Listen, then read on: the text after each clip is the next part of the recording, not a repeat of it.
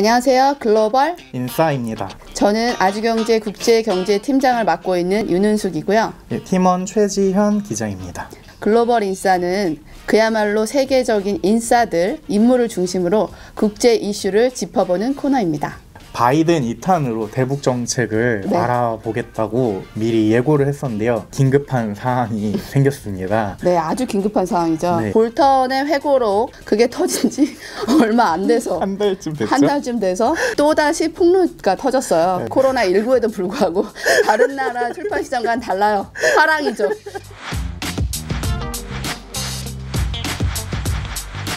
백악관의 핵인싸이자 거의 4년간 글로벌 이슈를 거의 집어삼키신 분이죠. 도널드 트럼프 대통령 2016년 취임 이래 어떤 수많은 폭로 속에서 엄선해서, 물론 기준은 어떻게 되죠? 나중에 이제 깜빵 한번 가실 수도 있다 이것 때문에 이런 걸로 정하게 했는데 아무래도 노동 강도로 정하신 거 아닌가요? 일단 5위부터 한번 짚어보겠는데요. 선배 이거 읽으실 수 있겠어요? 네, 시바스바 러시아의 첩보국인데요. 네네네. 당선과 동시에 나온 폭로인데요. 그렇죠. 트럼프 대통령 그 대선 캠프 측하고 러시아 당국 측하고 대선을 위해서 모종의 거래를 했다. 힐러리 클린턴의 이메일을 러시아 당국이 해킹을 했다는 그런 의혹이죠. 가장 핵심적인 부분은 트럼프 본인이 알고 있었느냐. 사실 선거 개입이죠. 그 미국이라는 나라 자체의 어떤 그 존재를 흔들 수 있는 어떤 그런 아주 상당히 위험한 게이트라고 할 수 있습니다. 만약에 조 바이든 후보가 대통령이 당선이 된다면 좀 더 철저하게 조사가 돼서 사실이 밝혀질 수 있을 것 같기도 합니다. 네, 조금 더 지켜봐야겠습니다. 4위입니다. 귀갱주의라고 달았습니다. 성추문입니다. 총 12개의 스캔들이 나왔다고 하고요. 성매매부터 불륜, 소아성애 도 있었고요. 전문가들은 엄청나게 타격을 받을 거라고 전망을 했는데 다 소용없었죠. 미국 사람들 상당히 관대한가 봅니다. 트럼프한테 기대하지 않는가 봐요. 아, 그런 사람이 이제 알고 있었다. 이런 주제는 빨리 넘어가죠.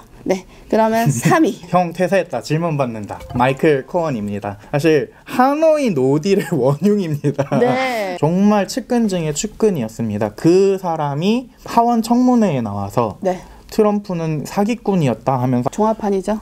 그러면서 특검이 시작됐고 탄핵까지 이어졌습니다. 그때 당시에 베트남 하노이에 직접 갔었는데요. 좀 술렁이긴 했었어요. 왜냐? 김 위원장하고 트럼프 대통령이 밥을 안 먹었다고. 트럼프 대통령이 노딜 선언하자마자 바로 헤드라인 다 바뀌었습니다. 코언 이슈가 바로 노딜이라는 이슈에 모두 묻혀버렸다는 평가가 주를 이뤘죠. 뉴욕타임즈도 사실 판가리를 했대요, 급하게. 미국의 유명한 모 외신 그 신문사 동아시아를 맡고 있는 기자 옆자리에 앉았었는데요. 외국 이슈로 국내 정치를 덮는구나, 이런 평가를 했었습니다. 그러면 이제 2위를 알아볼까요? 메리 트럼프의 회고록입니다. 집사가 폭로를 하다가 이제 조카가 됐어요. 트럼프 형의 딸이고 그리고 지금 임상심리사로 활동하고 있습니다. 트럼프의 아버지 굉장히 엄격하고 굉장히 정이 없었다고 합니다. 형은 거기에 억눌려서 결국에 알코올 중독, 우울증을 앓다가 먼저 세상을 떠났고요.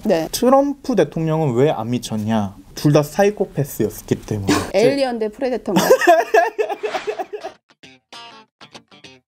사실 트럼프 대통령이 과거의 어린 시절이나 가족 얘기를 거의 하지 않아요. 그렇죠. 그래서 여성 편력이나 여성의 대상화 문제에서 어머니와 관계 문제가 있을 것이다 라고 얘기를 많이 했었는데 오히려 메리 트럼프는 할아버지한테 영향을 받았다. 아버지한테 영향을 받았다. 트럼프 대통령은 아마 정말 숨기고 싶었을 거예요. 특히 와튼스쿨 대리입학 시험을 치렀다는 말.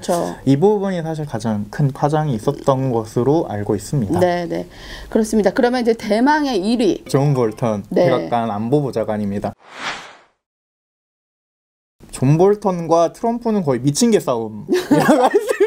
외교 부분에 있어서는 어느 정도 시간이 지나야지 문서를 공개하거나 그런 협상 관련된 그런 부분들이 공개되는 것이 관례상도 맞고 그렇게 법률로 되어 있는데 볼턴은 그런 거 거리끼지 않아요. 감옥에서의 인생과 몇십억을 바꾸겠다. 배짱인가요? 더 낼 게 있으니까 더 협박할 게 있으니까 그런 거 아닐까요? 2탄도 기대해봅니다. 특히 한반도 관련돼서는 민감한 부분이 많아서 우리나라에서도 좀 많이 회자가 됐었죠. 네, 맞습니다. 사실 수많은 정상들이 다 걸려들었습니다. 문재인 대통령도 있었고요. 그중에서 저는 재밌었던 게 아베한테 트럼프가 농담했던 게 되게 좀 웃기더라고요. 어떤 부분이죠? 아베 아버지가 사실 가미카제였는데 종전이 빨리 돼서 아쉽다고. 그럼 너 같은 게 태어나지 않았을 거라고. 진짜 미치.